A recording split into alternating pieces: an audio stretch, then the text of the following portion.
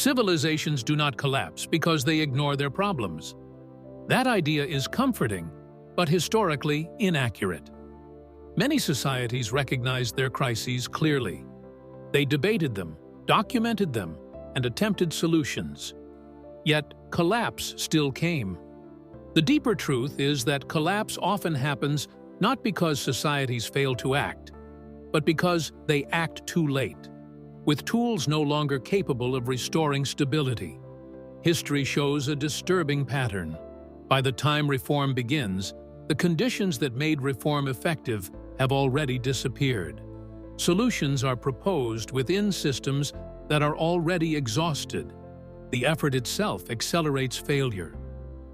This is the paradox of late-stage civilizations. At first, problems emerge slowly.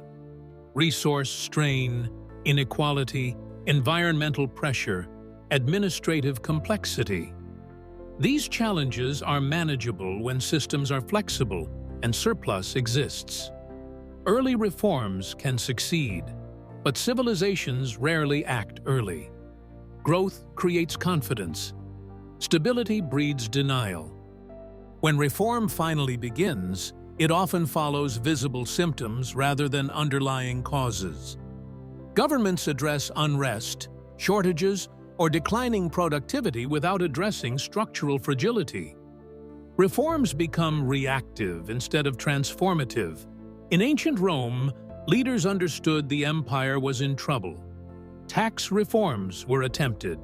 Military recruitment was reorganized. Bureaucracy expanded to increase control. These actions were logical responses, but they failed because Rome no longer had the social cohesion, economic margin, or administrative simplicity required to make them work. The system was already overextended. Every reform adds complexity.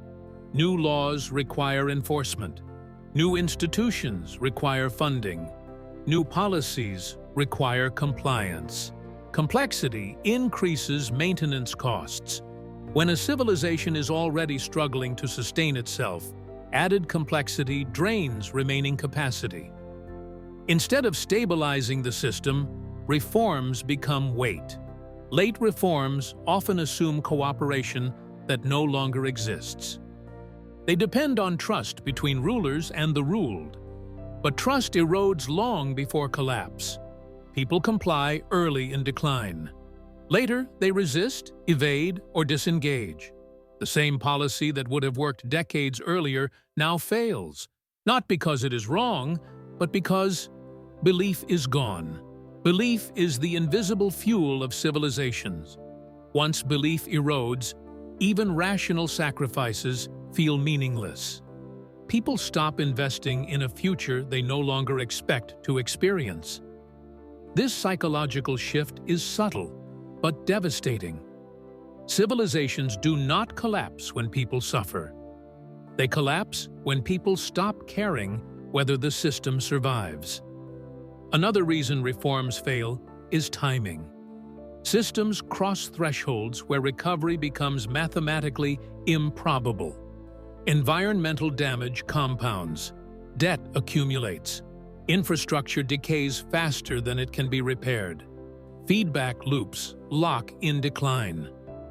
Ancient civilizations faced these thresholds without understanding them. Modern societies understand them and still struggle to respond in time. When a system becomes dependent on constant intervention just to function, it has already passed a critical point. Stability becomes artificial. Collapse is delayed, not prevented.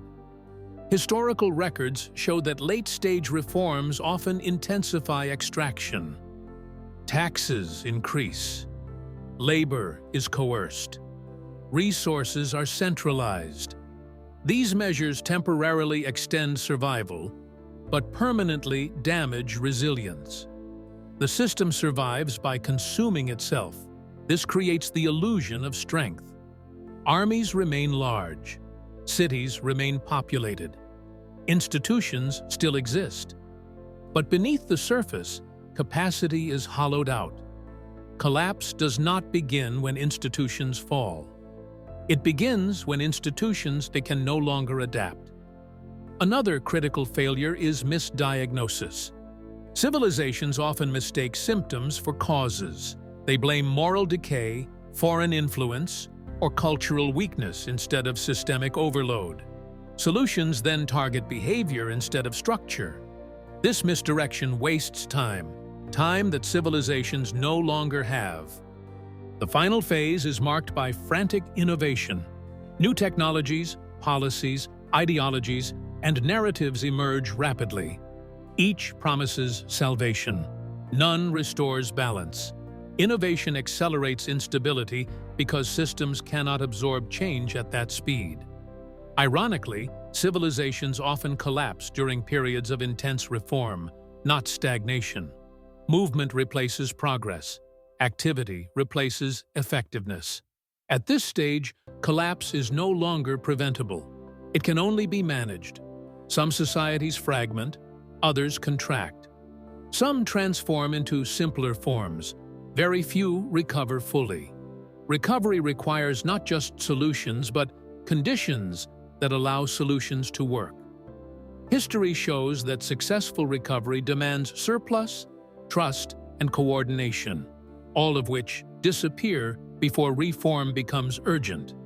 This is why civilizations collapse even after trying to save themselves. It is not ignorance, it is exhaustion.